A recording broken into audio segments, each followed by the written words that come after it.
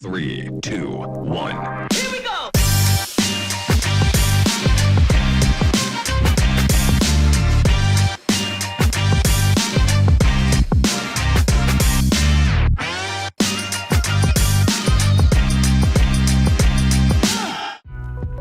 Welcome to another edition of Walking the Path with Wakeley.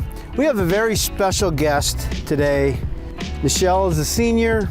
We are so proud of her, and she's been with us since the beginning, holding the cameras, doing a lot of the technical work behind the scenes.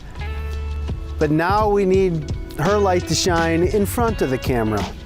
Welcome to this side of the camera in Walking the Path with Wakeley. How does it feel to not be holding the camera? This is really weird. You know, I see what it's like to be followed around now with the cameras and stuff, but I think I can get used to it. Yeah, you know, it's kind of nice. The work that you've done behind the camera, behind the scenes, where'd that come from? How did HF contribute to you wanting to be behind the camera and make movies and do things like that? Ever since I was little, I really did kind of have a niche for like photography and stuff. So I would take my mom's phone and go take pictures of stuff. And I think I only really discovered that I liked film better when I came to HF online, but I saw the film program as one of the classes listed as an elective. So I took it and I had a lot of fun, and I discovered that I'm actually kind of good at it. So we just kind of took it and ran with it. So Nichelle's being a little humble when she says, I'm kind of good at it. Tell us a little bit about the film that you made that was shown in Times Square, New York. Through the film program, we submit our films to a lot of different festivals and stuff and competitions and stuff. One of them being MMEA, the Midwest Media Educators Association or something like that. It all starts as a project. So I made this project, I think, my sophomore year, the end of sophomore year, the beginning of junior year. And I submitted to MMEA, got a few from there, and I took some time by myself and I went to another film website and I just started submitting it to all these different things, and one of those happened to be the All-American High School Film Festival.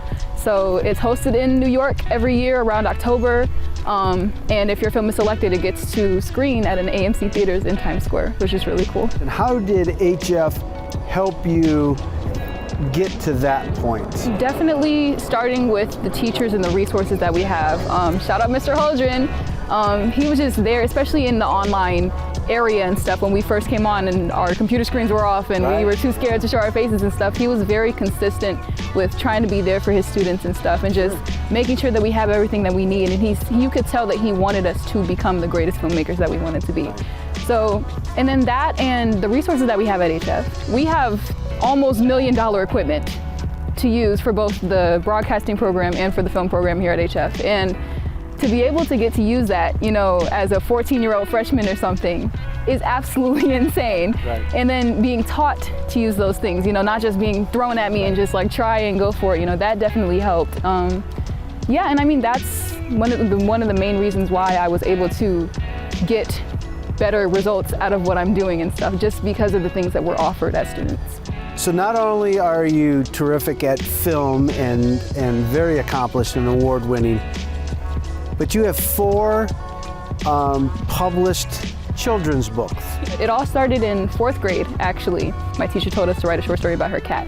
And I did it, and I just couldn't stop writing. So I just kept writing all these other cute little short stories about animals and things and people and stuff. And my mom happens to be a publisher, so writing's a little bit in my blood, right? And she got really tired of all the papers just lying around the house and stuff. She was like, okay, so we're gonna do something with this. And we made it into a book. And from there, it just kind of shot off. I noticed in looking at your books, you celebrate diversity. You know, one of the books where they get to talk about themselves and how the beauty of the diversity that they are. And was that a message that you kind of wanted to send?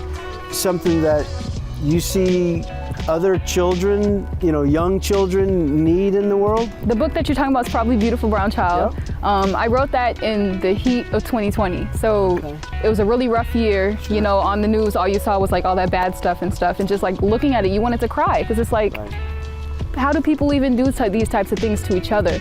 And I was just realizing, as a kid, I grew up in a predominantly white neighborhood. I went to a predominantly white school, and I couldn't necessarily be myself because of the culture difference. Sure. And when coming here, it was also a whole nother world because now I'm acting like a different culture, and I've been submerged into an all new culture. Right.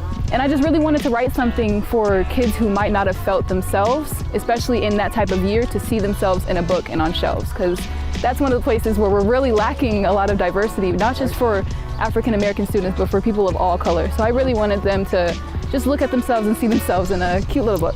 What's next after HF? Yeah, so I plan on committing to Howard University for my next 4 years. Go Bisons. Go Bisons! And I'm going to be majoring in film and minoring in either dance or music.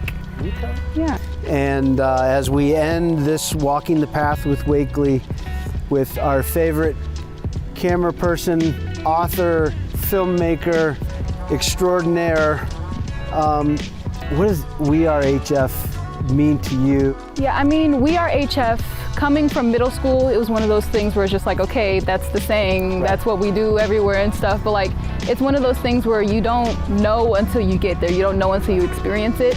So personally, with my experience, saying that phrase means like I'm part of a community. So I definitely feel like saying We Are HFs means that I can reach out to some of these people that I know now in 4 years and say, hey, how you doing? Let's catch up. I feel like it's definitely one of those things that signifies like having people you can reach out to and just have connections with after whatever happens. So I feel like it's almost a second home. This will always be home for our HF students.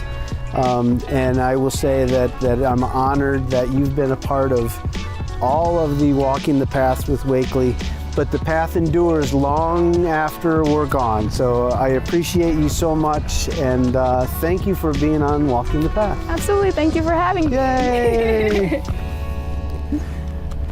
3, 2, 1.